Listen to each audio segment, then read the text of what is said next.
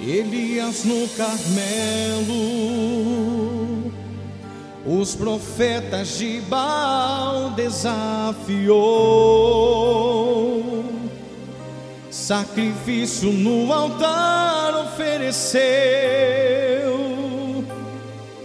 com o fogo do Espírito Deus lhe respondeu.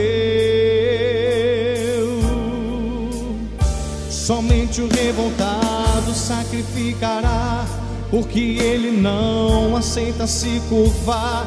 Uma atitude é o que Deus quer, um sacrifício pela fé.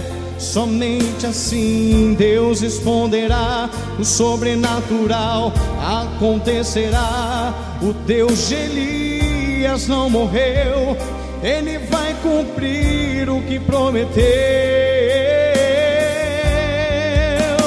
Vida por vida, tudo ou nada, assim Elias foi para o altar.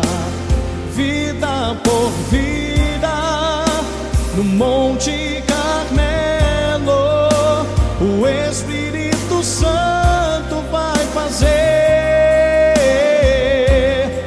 Do que crer, fonte de vida.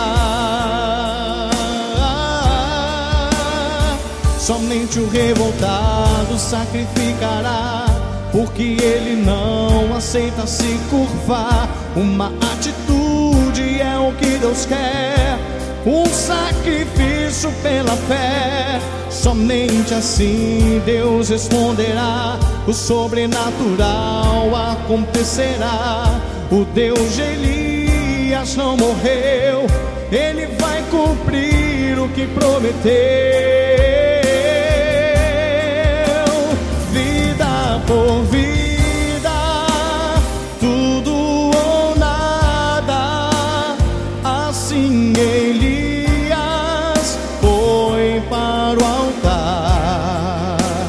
Vida por vida, no Monte Carmelo, o Espírito Santo vai fazer. Do que crer, fonte de vida. Vida por vida, tudo ou nada, assim Elias foi para o altar. Vida por vida, no